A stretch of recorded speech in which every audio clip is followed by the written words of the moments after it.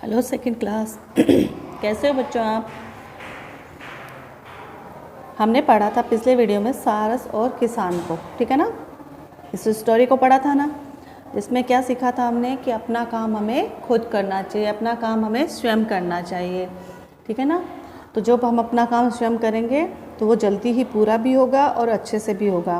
तो इसमें भी यही कहानी में ये भी यही सिखाया था कि खेत में सारस का जोड़ा और उसके बच्चे रहते थे। तो खेत में जब फसल पक गई गेहूं की, तो किसान ने सोचा कि मैं गांव वालों से बोल करके फसल कटवा लूँगा, पर गांव वालों ने उसकी फसल नहीं काटी। फिर उसने सोचा मेरे भाइयों को बोल दूँगा, वो भी फसल काटने को नहीं आए। काफ़ी दिन बीत गए थे, काफ़ी दिन हो गए, तो उसने सोचा कि अब तो मेरा अन्न है वो सूख कर झड़ने लग गया है, तो अब तो मुझे ये फसल काटनी ही पड़ेगी। तो उसने सोचा कि अब तो कल सवेरे स्वयं मैं खुद आकर ही फसल काटूँगा। तो उसने ये सोच लिया था ना, तब सारस के बच्चों ने कहा ना कि उसने कल के लिए ऐसी बात की। तब सारस ने कहा कि अब तो वो खुद करने पर आ गया, मतलब ये काम अब तो पूरा होगा ही होगा, यानी फसल तो अब कटेगी कटेगी। तो सारस के बच्चों सोचा ऐसे कैसे हो सकता है भाई, हमें तो कहा गया था कि वो झूठ मूठ लग रहा था कि उसने पहले भी ऐसे ही कहा था कि ये फसल कटेगी कटेगी, पर कटी नहीं थी।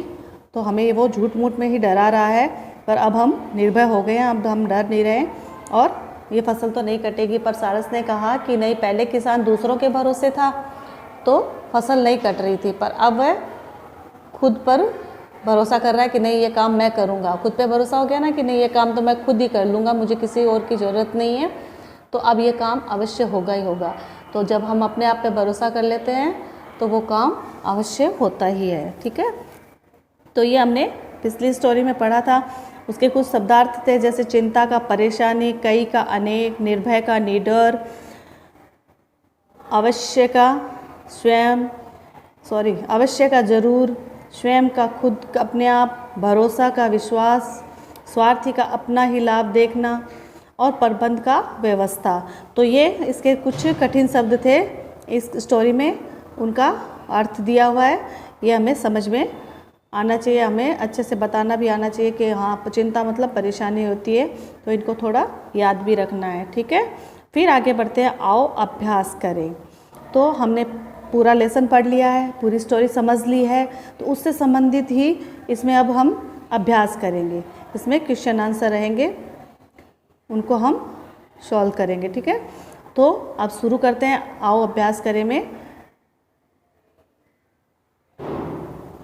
उच्चारण कीजिए, मौखिक, पहले ओरल होगा सारा, ठीक है ना, तो मौखिक करना है हमें। इसमें हमें कठिन शब्द दिए हैं जिनको हमें बोलना है ताकि हमें पता चले। जैसे एक पहला शब्द दिया हुआ है चिंता।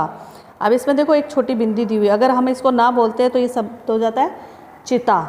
तो हम इसको बोलना सीखेंगे ना, चिंता, ओरल में अच्छे से बोलेंगे ना चिंता, तब हमें ये समझ में आएगा कि ये परेशानी के लिए दिया हुआ है।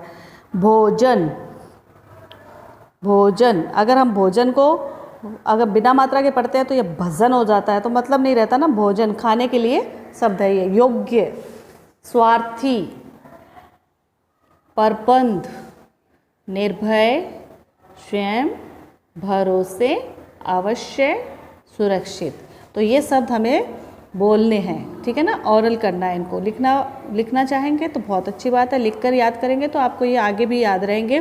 तो इनको आपको लिखना है और बोलना है, ठीक है। आगे हम बढ़ते हैं, सोच समझ कर बताइए। अब सोच समझ करके जवाब देना है। तो ये हमने आपको कल बताया था, आपने ऐसे किया भी होगा, पिछले वीडियो में बताया था। सारस का जोड़ा कहाँ रहता था? सारस का जोड़ा कहाँ रहता था? आपको पता है कहाँ रहता था सारस का जोड़ा? नदी किनारे या जंगल में? नहीं, वो गेहूं के खेत में रहता था। किसके बच्चे छोटे थे? किसान के बच्चे छोटे थे या गांव वालों के बच्चे छोटे थे? नहीं, सारस के बच्चे छोटे थे।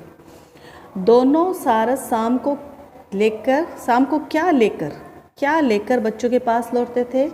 शाम को भोजन लेकर बच्चों के पास लौटते थे। सुबह उठते थे और कह के जाते थे कि यहाँ जो भी बात हो वो हमें याद रख के शाम को बताना। तो शाम को वो भोजन लेके आते और बच्चे बताते थे कि आज ये आया, किसान आया था, गांव वालों से फसल कटाने का कह रहा था, आज किसान आया था भाइयों से फसल कटाने का कह रहा था, आज किसान आया था खुद फसल काटने का कह रहा था। तो ये सब कह के जाते थे, तब वो भोजन लेने के लिए जाते थे। फिर है लिखित। सही विकल्प पर राइट का चिन्ह लगाइए। सही विकल्प पे आपको राइट का चिन्ह लगाना है, ठीक है। पहला है, गांव के लोग कैसे थे? तो गांव के लोग कैसे थे? ईमानदार थे, बुद्धिमान थे या स्वार्थी थे? तो किसान ने क्या कहा था? गांव के लोग तो स्वार्थी है, वो चाहते ही नहीं मेरी फसल कट जाए। तो इसमें पाठ में हमने पढ़ा था, तो गांव के लोग स्वार्थी थे, ये गलत रहेगा। तो इनको कुछ लगाए तो ठीक है, नहीं लगाएंगे तो भी चलेगा। फिर अगला है, दूसरों के भरोसे कोई काम छोड़ने पर क्या होता है?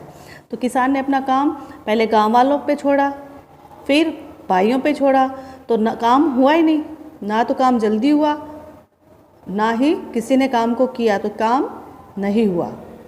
दूसरों के भरोसे छोड़ा हुआ काम नहीं होता है। सारस पक्षी का जोड़ा कहाँ रहता था?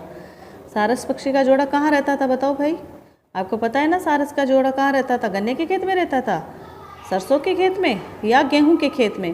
तो आपको पता है ना, ना तो वो गन्ने के खेत में रहता था, ना वो सरसों के खेत में रहता था, वो तो गेहूं के खेत में रहता था। तो इसके आगे आपको राइट क्लिक करना है, राइट चिन्ह लगाना है, ठीक है। तो आपको ये अच्छे से समझ में आ गया होगा। अगर इनमें कुछ समझ में नहीं आया तो आप मुझसे पूछ सकते हैं। Okay, thank you.